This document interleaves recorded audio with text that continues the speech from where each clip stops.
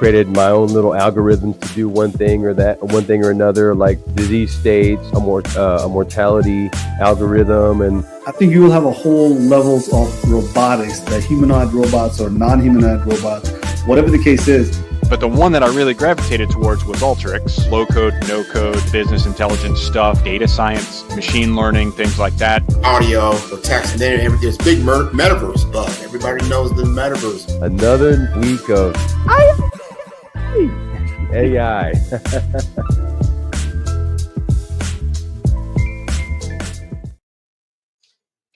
Oh, that AI juices me up every time. Every time. Does it every time. Let's go. I know you got it in you, Bobby. I know it's late at night, but you got it. Come on, let's go.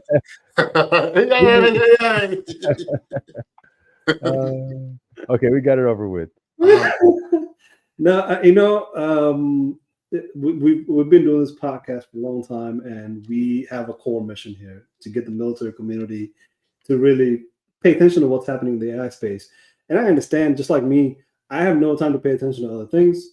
But if I have to pay attention to one community, that'd be my favorite community, the military community, right? So I do as much as I can through the podcast, through the discussion, by given time outside of AI space to talk to the military community. And that's very fulfilling, because I know in the military, mission focused. You're mission focused. You have nothing else to talk about, worry about. Just focus on your mission. And when you come out of the military, all of a sudden you realize, my God, there's this whole world full of AI, and I have no idea about it. So do my part a little bit, right? Me and Lucky, Bobby, who have been doing this for a while. And of course, today's episode, we want to focus on military community, right? I kind of did this little trick with Masako where I said, like, how do we get the best title for this podcast? And she said, oh, how about M.I.A with AI? It's a bunch of acronyms. Who doesn't love acronyms in military, right? So we want to say, like, if you're not focusing on AI, not thinking about AI, we want to give you some nuggets of knowledge, so that way you can kind of, get a refresher maybe, right? Get that information flowing into your head to say, like, okay, where do I apply AI to? So this is something that I think goes without saying. There's way too much happening in the AI space, right? How do you keep up with it? You probably can look at this podcast and say, like, wow, array of discussions we're having is unbelievable, right?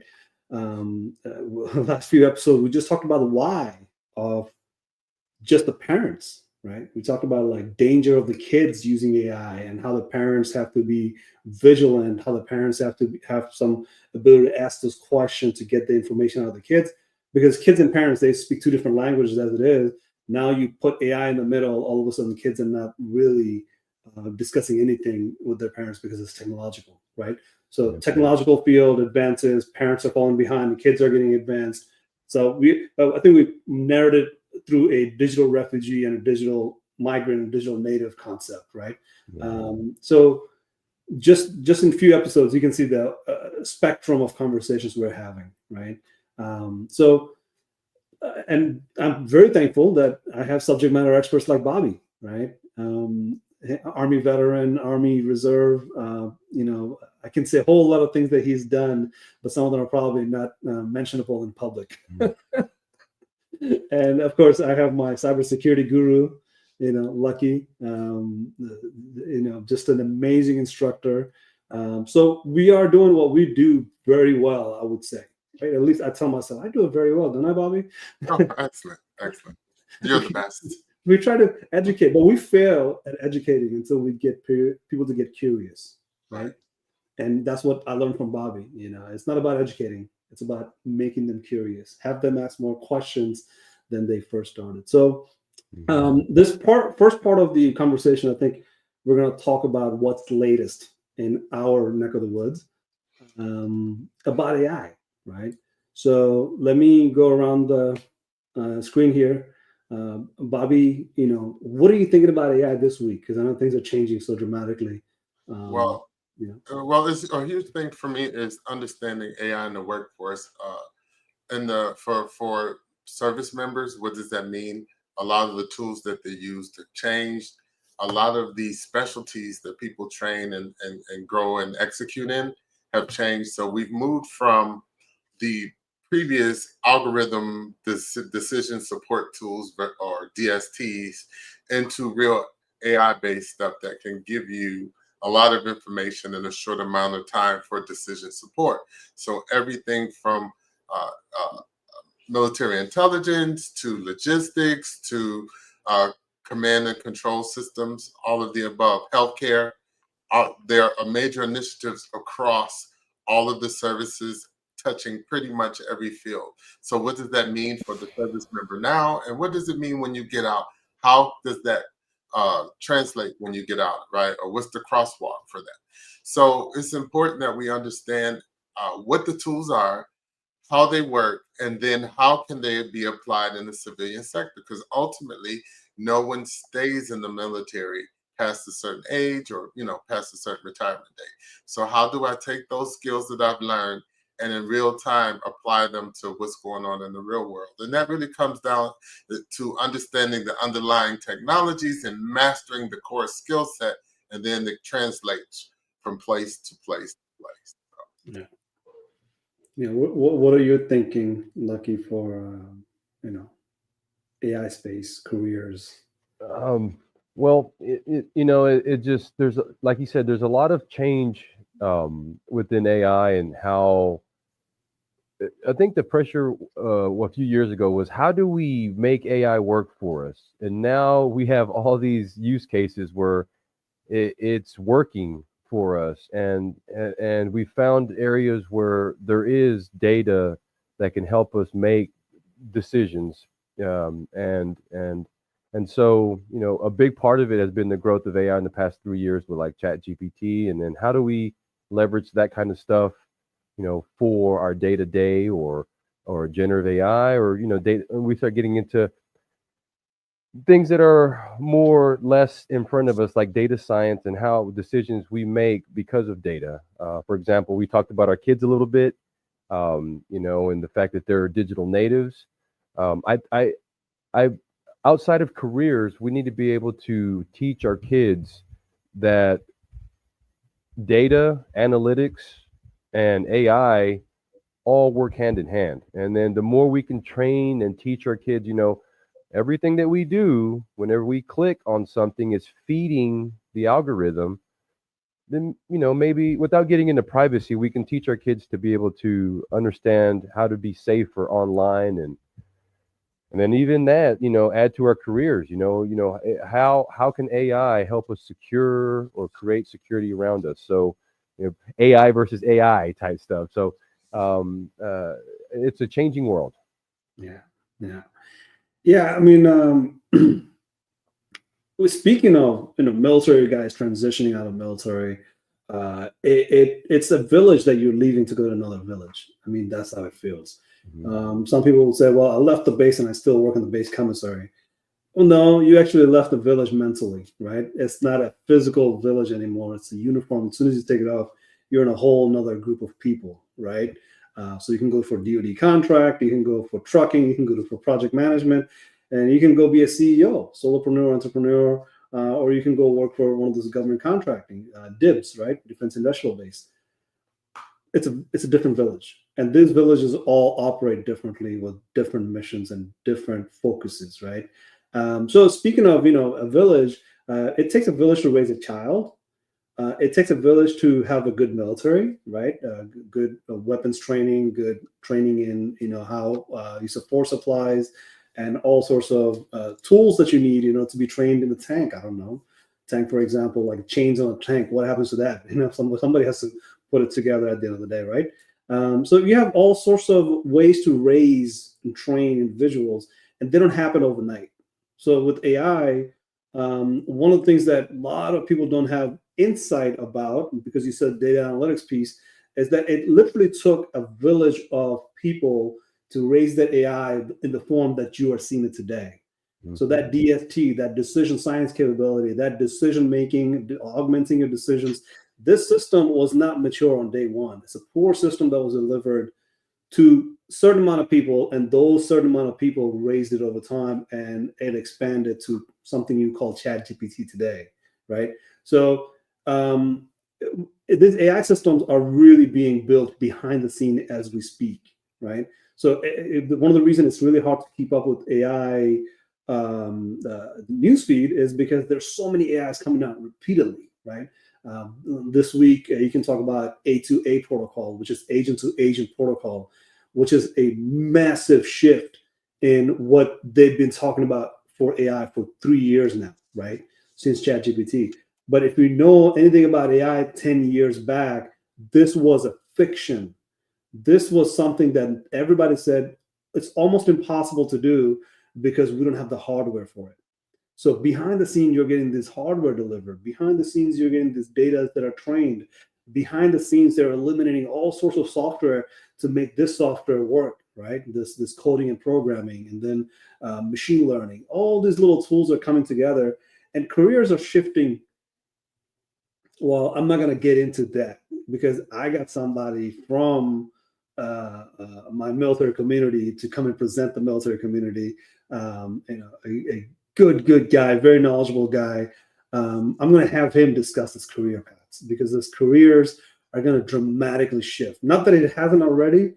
I'm talking about there's another shift coming, right? And it will continue to come because, well, let's just leave it to Stephen because I will introduce Stephen here in a second, and I would love to see how Stephen will describe it, and then we'll take his lead into rest of the conversation. And there he is, the man of the hour. Welcome, Stephen. Thank you, guys. I appreciate that. It's nice to chat with you. It's fun hearing knowledgeable folks talk about how new technology is impacting their whole career, but they can take the context of their experience and shape where it's going. So I'm excited to be here with y'all. Y'all been able to do some really cool things with this podcast. So I'm excited. I appreciate you having me, Asif. Oh no, the appreciation is coming from me because I've known you for 5 years now, before COVID, and we've learned a few things together. Where's the time go? Oh my and I'm expecting Masako to come in here and meet you as well because we're all Bunker Lab cohorts, right? So you have, and I'm going to introduce you for what I know, but you also have to introduce yourself because you're going to keep it humble. But you're a badass, so we're gonna, I'm gonna do the introduction first because you are very knowledgeable in business, like as in leadership, the business organization, how to, support every part of the organization, and that's because of your military background. But you're on the street, like you're literally out there doing what we can talk about in this podcast. But you're out there executing with the leadership, right? You're working with teams, and I've seen your LinkedIn profile. My goodness, it's like one of the most impressive LinkedIn profile I've seen. So you're the right person to talk about this shift in what you are seeing today versus what we have seen 5-10 years ago, right? So let's jump into it. Tell us about yourself and tell us about your background, where you've been, and where you're heading. No, I appreciate that. I take everything that you just said as a very nice compliment. So I see if I appreciate that. For context, my objective each time I'm on one of these platforms is to provide not only the audience, but the folks that we're talking to like real time right now, the best possible way to challenge what they have known and what was their context. So for instance, whenever you get out of the military, since we're talking to the military community primarily, while you were in something as simple as just looking for a home, you went to housing. And then when you navigated the transition of no longer going to housing, it's a fundamental shift in the way you make decisions. And I'm sure everybody who's listening here understands a little bit of what I'm talking about. You literally have to go through that type of the transition where you're no longer dependent upon an NCO or an officer corps or potentially even your peers, because none of that exists anymore. And so you have to build yourself from the ground up. And quite frankly, I think that there's not a better group of people within a community, perhaps maybe former athletes, fit into the criteria of people who can fit in a community and build themselves back up really well. So, I just happen to be biased that people who can navigate the transition successfully from a military career, whether it's as a civilian, a contractor, or in uniform, and you can successfully navigate that transition to be into the private sector, you're going to be able to go and develop the depth that you need to in your respective domain to navigate this next transition. But on top of that, you're also going to be able to do what any good NCO does, and that is you learn from the old and you try to learn from the new, and then you try to take from the old and make it new, and then take from the new and mix a little bit of old, so you don't lose that tradition and that core value as well. So I think it's an interesting time. I also try to learn things the same way that my children do. So to be specific, my 10-year-old, I encouraged him to start using ChatGPT because I was interested in how he was going to interact with it when it came to developing opportunities in the reselling space as a 10-year-old. What is he going to be interested in trends wise in the consumer markets for people that are his age? He never wants cash. He always wants, V-Bucks for Fortnite or something to that effect. So if you can use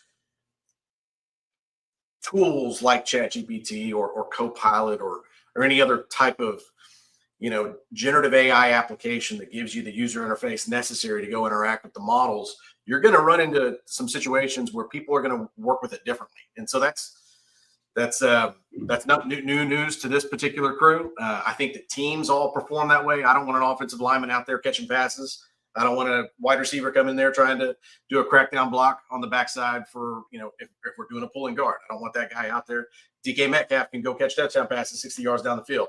I don't want him, running the same play as a pulling guard, if that makes sense. So very similarly, how people are interacting with AI, you can develop and architect a team to a certain extent, depending upon the personas that are around you. So I'll pause real quick, Asif, but that's kind of where I wanted to kick off the conversation. In a nutshell, I do think that I was just doing some bouncing off of what I wanted to talk about the ChatGPT, and it was giving me some good feedback back based off of the prompts that I was giving it.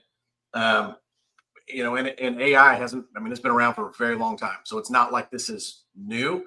The capability that GPUs and now potentially what quantum is going to bring to the table have enabled, what's going to be a net new reality, especially when you talk about an agental-based approach, or you have your graph RAG data, or you have just simply, to use Bobby's point a little bit earlier, just populating a corpus of data, whether it's a data warehouse or a database, et cetera. If you can build an adequate data pipeline and get access to that data, you can have a chat with that data experience that's going to be significantly more performative than just asking a benign model how to decipher an acronym, which that's a little bit like what Lucky was talking about before we started recording.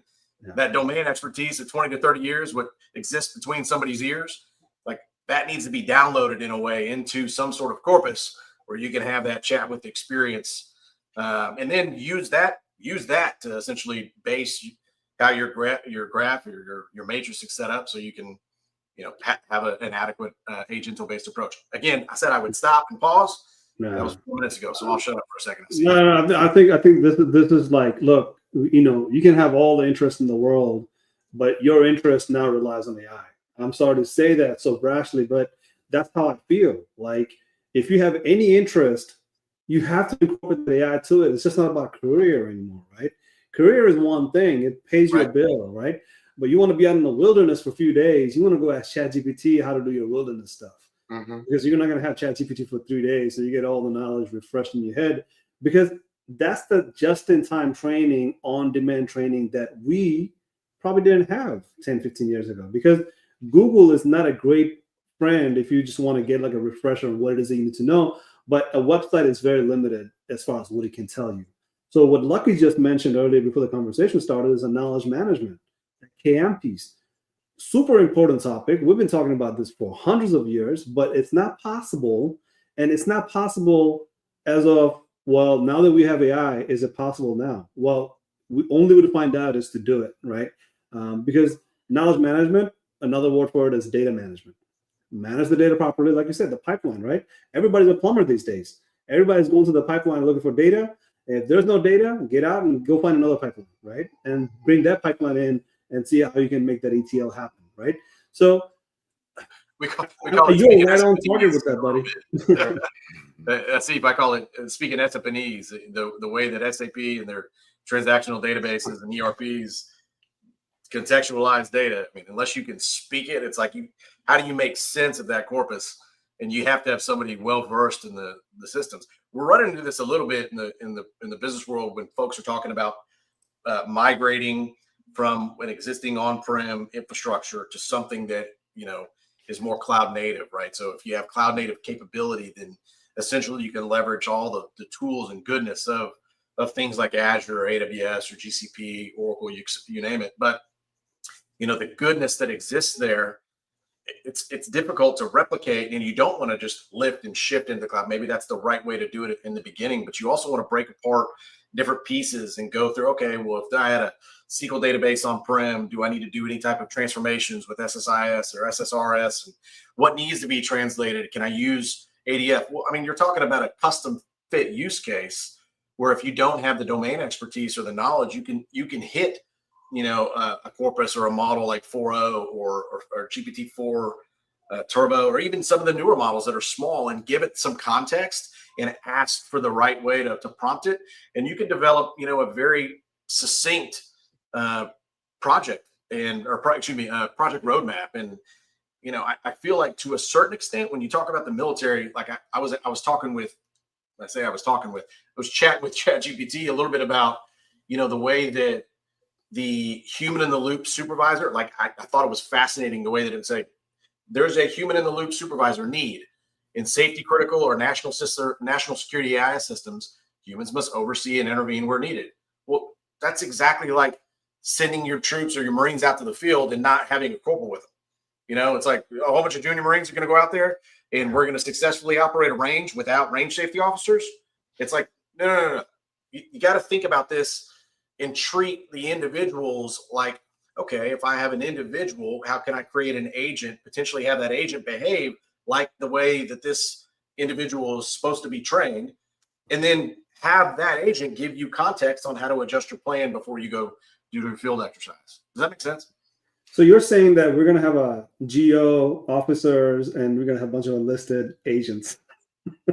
100%. Ranked E5 agents and O10 agents. Yep, operational, 100%. Tactical, and strategic. That's what I see happening. It's a and the reason why is because, like, if you take the example of what some general officers would like to accomplish, which is they want to be able to conduct fire maneuver with satellites. I'm just using this as an example. Mm-hmm. I'm just using this as an example. I'm saying it will happen. Just using this as an example. If they could have their way, that would be interesting to do, right? Well, you can't really conduct that fire maneuver in a satellite because the controls don't exist in order to take that. It's not armed that way. So how do you, without investing a fortune in infrastructure, go and perform those tests? Well, you have to have digital twin and digital engineering environments where you can actually have digital twins of the assets themselves operating in a way where you can conduct those tests. Well, I mean, again, that goes back to a custom fit use case for generative AI and asking those models to go and help.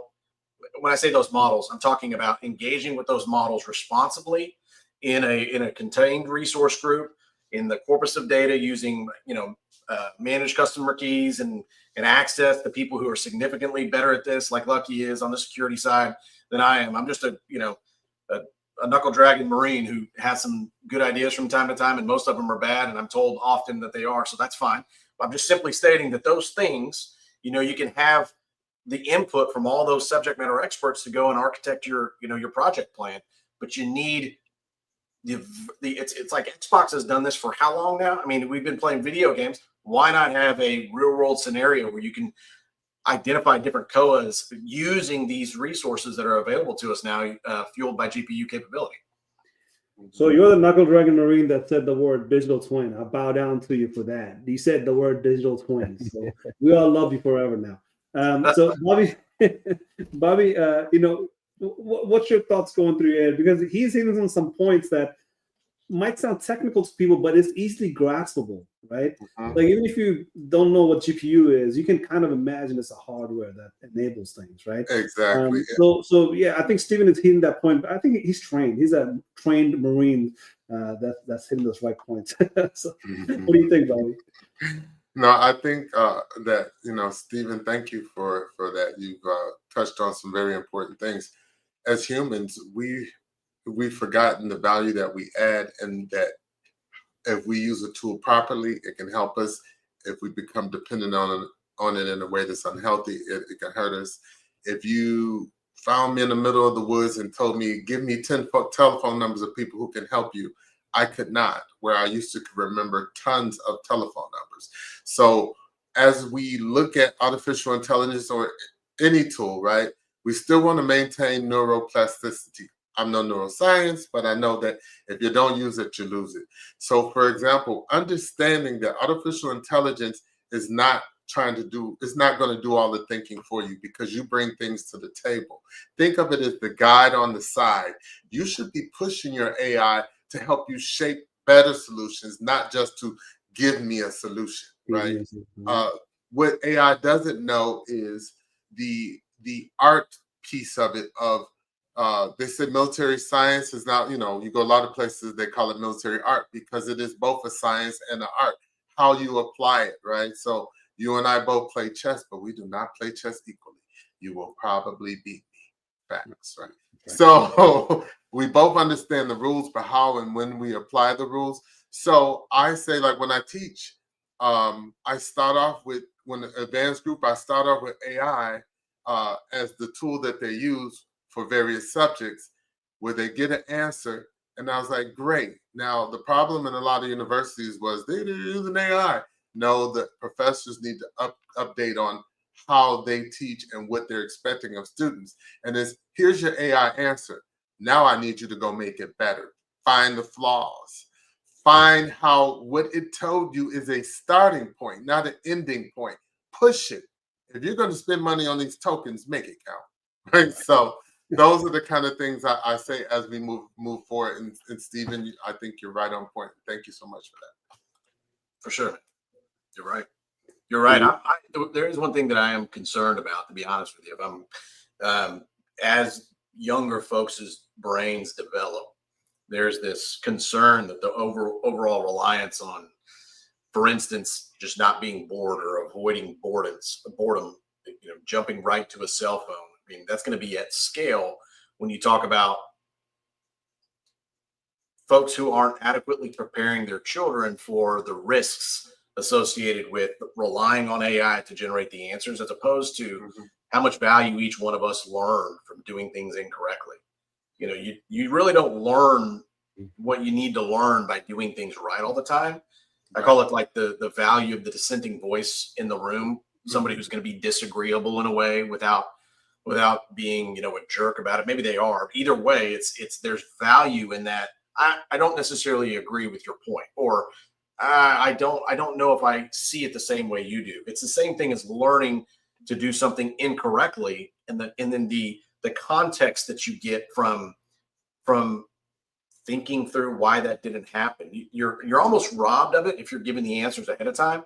Exactly. There's a whole I really like. There was a TED talk done a long time ago, Asif, about like the video game theory about how you take a test and you end up with a 60, and so then all of a sudden the feelings that a kid gets with performing terribly against his peers, as well, versus somebody starting a video game and then accumulating points as they go along, the confidence that they get, the difference between those two learning mechanisms. Learning's occurring, but one of them could be detrimental if you're trying to always be perfect. You can potentially get a lot more from it by earning those points. And so I do think that if education systems need to significantly review the use of AI as opposed to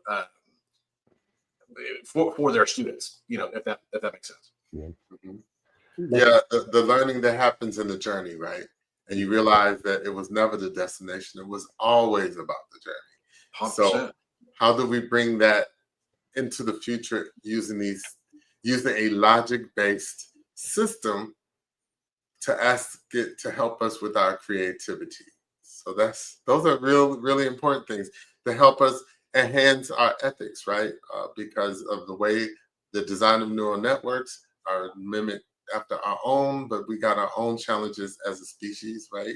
So how do we, as we build and as we move forward, I think recently a young lady went to jail because she had an issue with another young lady in school, and she used AI tools to build a profile and then threatened to bomb the school.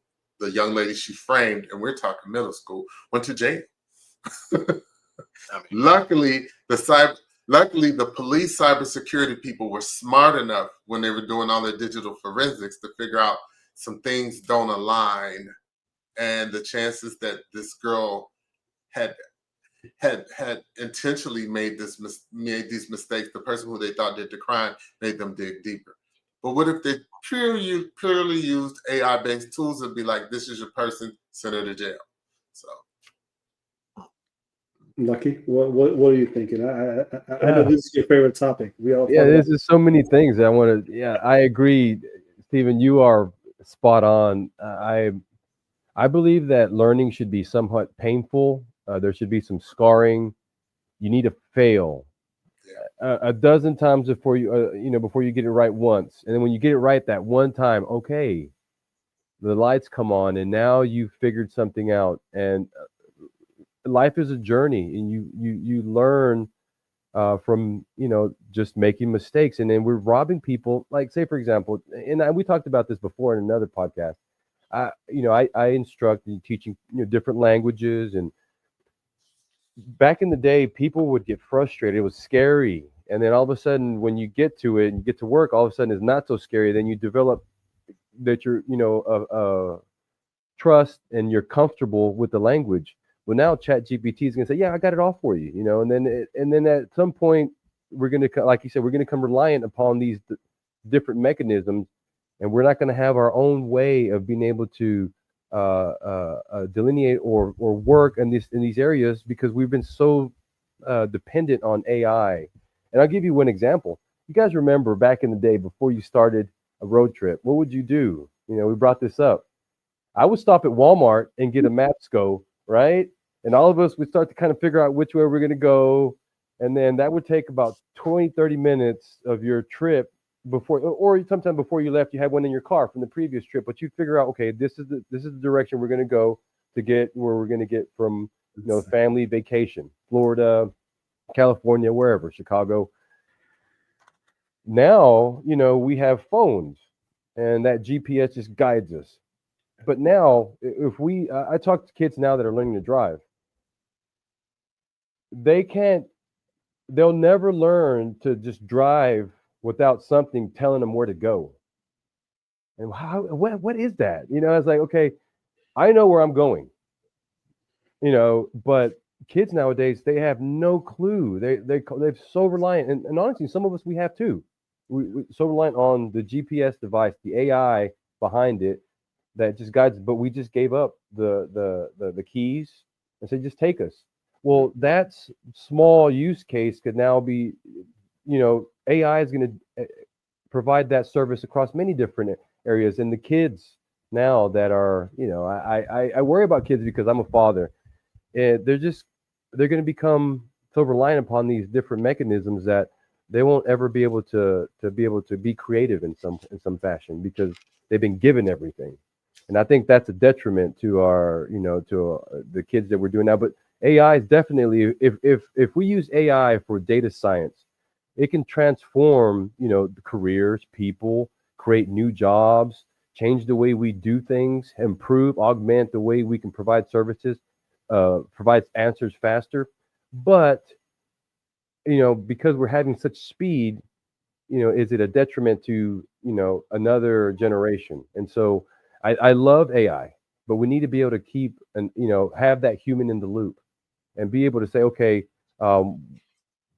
we need to be able to have someone that can step in and say, okay, within this data, yes, this data gives us a lot of information that sets us up to make a good decision, but is it the right decision? It's a decision, but is it the right decision to make? Does it fit the landscape, and what will it do? I mean, do we see past this decision? Because AI is going to be making decisions for us, but is it, again, a human in the loop? Is it the right one? Do we need to, instead of using a hammer, do we need to break a scalpel out and say, okay, outside of AI, we need to be able to see this world with the human eye, and we need to make sure that we have that. And so, again, I agree with you 100%. You know, we need to have that human in the loop to be able to delineate and separate, okay, you know, how we make the decisions are the right decisions. I think I want to put a knowledge nugget at this point that I think anybody in the military community who's listening, veteran community, military spouse, and military affiliated, whatever the case is, Stephen and Bobby, you guys hit on two things that I think is super important for us to reverse engineer, right? And this is where I'm going with this knowledge nugget piece, is that when somebody says, hey, Asif, and I think Bobby will agree with me, he kind of goes in the same direction, lucky you too. Steve, where do we start, right? Where do we start with AI? At the very beginning of the conversation, we talked about the fact that if you have a passion for something, if your domain expertise is that, you start from there. You do not start with where you're not. Where you're not is in data. Where you're not is in AI. Where you're not in is in machine learning, right? You're not in any of these technical things. If you think you are non-techie, own it and just start in non-techie with your domain expertise. Because what's going to shift is not AI. The shift is going to happen inside of your domain expertise. So you have a starting point, which is your domain expertise. But if you have to do one thing that I've been telling people, it's like you just don't have time like I do. Well, I did, not anymore. I have kids. I don't have time to study all day long. 10 years ago, I went through just all sorts of getting smacked around, mistakes, fallouts, right? Just disappointment. I'm talking about not knowing what I'm talking about most of the time, right? It just happened because I didn't know enough. I was starting off. I was in the military for a long time, didn't do anything technical really other than physical security technology, right?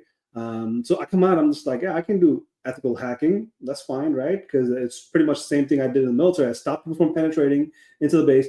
I can learn how to, stop people from penetrating into the system. So ethical hacking, pen testing, all this stuff. Really, thought I knew what I was doing. I didn't know. I wasn't the domain expert of that field. It just sounded similar, right? Mm-hmm. So again, where do you start? You start with domain expertise. Whatever your domain expertise is, bring technology into it, right?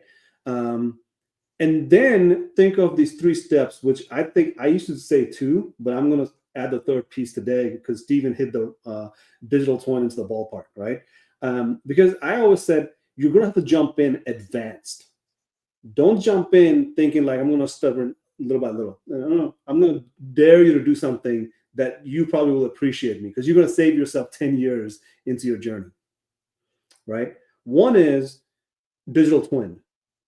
That is something that every domain expertise will have to have going forward. They just don't know it yet. They don't call it that yet. And they sometimes call it dashboard. They call it reference model, virtual prototyping, AR, VR, MXR, whatever you want to call it. You're going to have digital twin in your domain expertise. That one piece I didn't really tell people about because I thought it was too advanced. But I think these days it's getting so much faster and closer because of NVIDIA's digital twin of the whole planet. NVIDIA's giving away open source digital twin capabilities. I think it's just going to happen very rapidly. So I'm glad, Stephen, you brought that up. Thank you so much for that. But the other 2 pieces that I would say start advanced and reverse engineer into something chewable, something that you can bite on, right? Yes. It's kind of like recognizing the elephant, right? See the elephant, eat the elephant, right? But the other 2 pieces is ethical hacking and digital forensics. Mm-hmm. Digital forensics will drive you into such an advanced mode that you will know this is not for you, but you're going to find something that you're going to start reverse engineering from.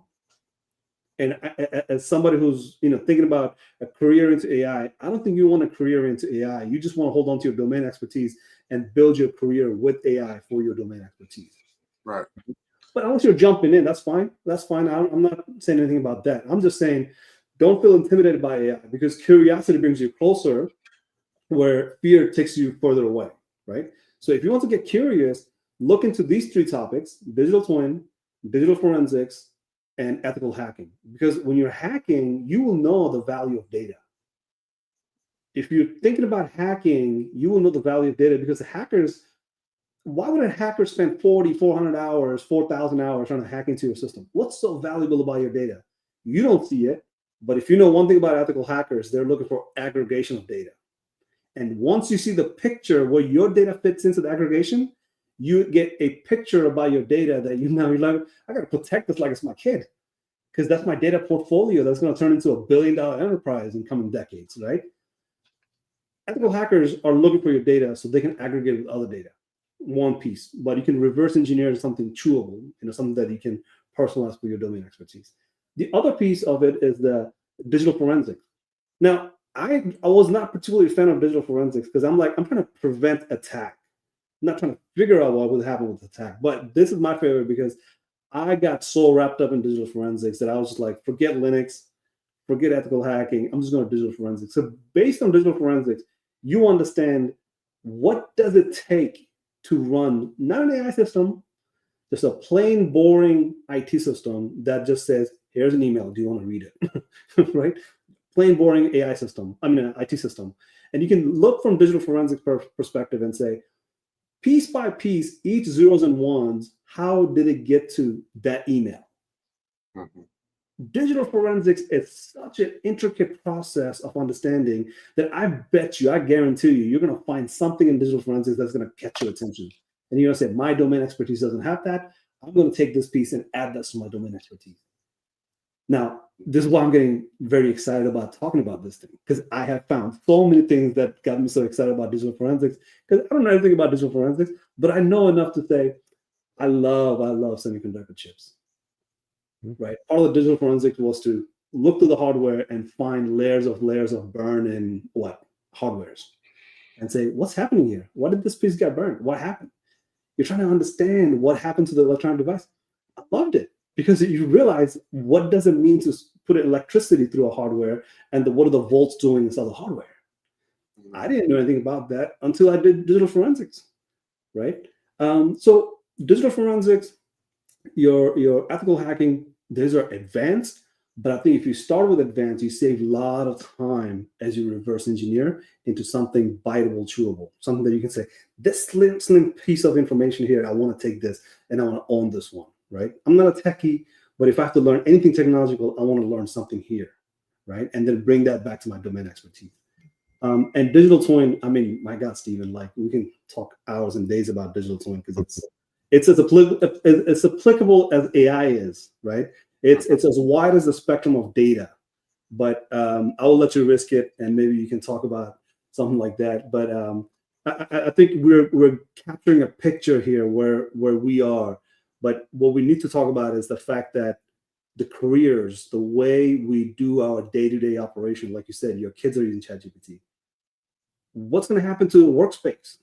Are we working remotely?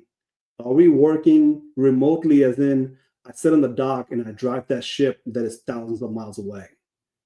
I'm in San Diego flying a drone that's in Australia. Mm. But drone that's in the water, not in the air. Mm-hmm. I'm flying a drone that's in the water, but it's carrying cargoes of 80,000 billion tons. You know what I mean? So let's talk about that a little bit more, because the career side of things is very interesting.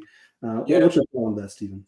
So it's a good segue, because rewind the clock back 4 or 5 years. If we had just been having a similar conversation, we would be frustrated with each other, because we wouldn't have any understanding of ChatGPT wouldn't be a thing, right? It's just it didn't exist. OpenAI was largely built, under the cover. That's a whole different topic. You can go into the history of how that came about, but it's difficult to really understand how careers will change. I do think that when you look at the structure of how we're taught and the structure of opportunities, I do think that there's something in the way that some of these models were created, that if you ask the right questions, you can reveal some of the some of the answers, meaning asking individual models context and questions around how they would take the structure of the military and then transition that training environment into here's what's coming next in terms of an opportunity. And so I sent you on LinkedIn, Asif, just kind of a summary of like 7 roles of career paths where veterans may thrive in the age of AI agents and MCP, right? Or so that AI mission planner, you know, a multi-agent operations manager, that human in a loop supervisor that we just talked about. It's interesting you had talked about the ethical hacking component, because number 3 is an ethical AI compliance officer or rules of engagement architect. And this is talking about in industry, right? So you could be working in, you know, on the flight line at Kadena Air Force Base in Okinawa one day, you go through separations. 3 weeks later, you could be working for a company as a rules of engagement architect or an ethical AI compliance officer. You know, you could be a number 4 would be an agent simulation or training designer, which I think is pretty cool. Number 5 is digital twin analyst and agent oriented systems integrator. Number 6 would be an autonomous systems operation lead, whether it's on the defense side or on the Fed Civ side. So think like, you know, how can you take the domain expertise of the NNSA, for instance, the Department of Energy, all the documentation and years of experience that they have just outside of the context of the research arm, but like that whole arsenal there, like, oof, is there an autonomous systems operation lead that you can take your domain expertise running, you know, operations in country somewhere, and then use that project management based experience coupled with your agent that you built or that is provided to you from your federal agency to go and serve as a on contract to go and architect solutions here. That's one thing. And then last but not least, AI safety and reliability technician. So we run into this quite a bit. I was sitting in a conference 2 or 3 years ago, and they were ragging a little bit on like object recognition capability of AI models. And they're like, this vision model, here's how they describe it. Oh, it doesn't even know what it is. Right. What they were saying is the context needed in that vision model to recognize the object and subsequently be able to adequately provide information and context back to the prompt provider. Like that system wasn't efficient enough for it to be a thing.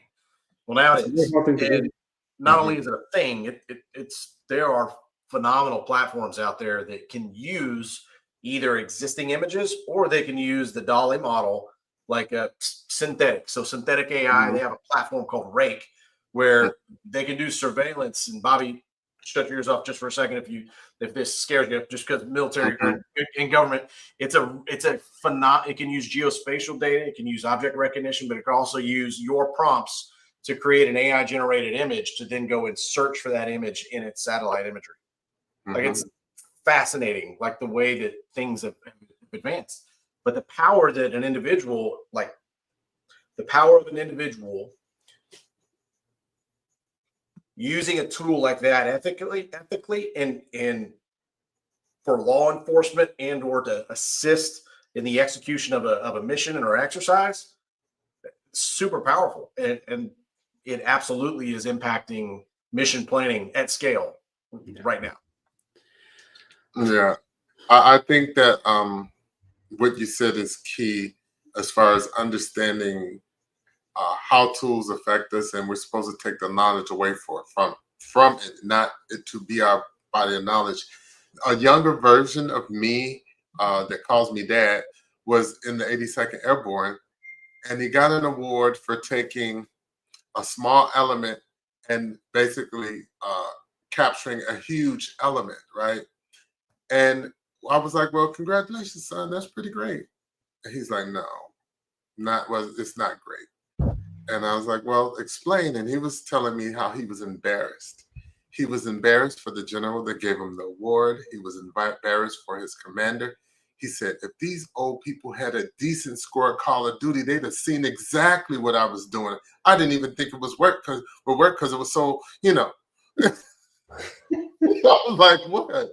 So I get it. You know what I mean? So the thing is, being in any branch or any business, being disconnected for what's relevant now, what people are doing now, can leave you at a disadvantage. So he had a huge element, him and just his squad had a huge element surrendering. And instead of celebrating, they were like, I think I joined the wrong service. And they were in the 82nd Airborne. So I'm just saying. So Well, guys, I'm fascinated by everything we talk about every time, and we always add value. And this is what we're trying to do: is educating the folks out there. They're thinking, what about AI? How about AI? Why AI? There's so many things we can say, but Stephen, you're just adding the value on all three object here, because through these missions that we are seeing so far away, yet we have a good grasp and control over it using satellite imagery. How about a satellite that's also a weapon, right? Like, we're talking about a whole lot of things that we previously wouldn't talk about, right? The fact that you have a digital twin of this whole planet, it's a huge game changer. That ability to have a content and context to context deliverable, that's something that we didn't do before because we visualized it, but we didn't have the hardware for it. But now we have the hardware, now we have the data, now we have the software, now we have the train sets. Everything is just kind of that 3 stars lining up, right? So I know we are talking about something that we cannot cover in less than an hour, but it's also time to go to sleep and give our brain a break. Sounds good to me. But before you go, Steven, the argument some of the people I talk to in the morning, they're like, I don't think you ever woke up. So you go back to sleep, buddy. No, I'm kidding. Not quite before you go, please tell us about how it is that we can engage with you. What are some of the businesses that you are engaging with? What topics are you covering? We want to hear about contacting for you. sure.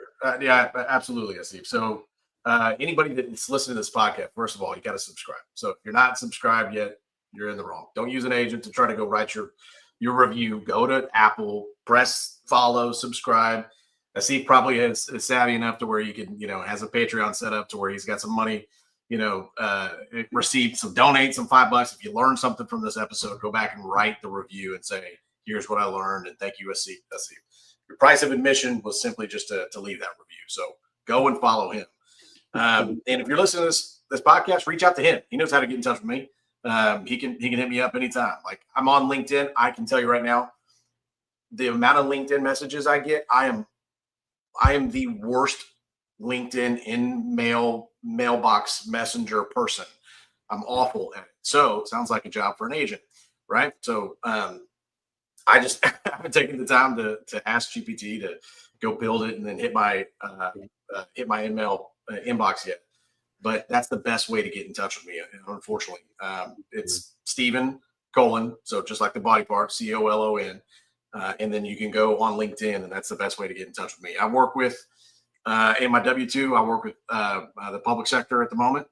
And I work with a pretty large company that, does some really cool stuff with AI. So I'm excited about what I do. I really enjoy talking with people and helping them go through the implementation process and adequately go through the resourcing and planning and going through that process. I do a bunch of other things too, but not in this context. Is it would bore everybody who's listening right now.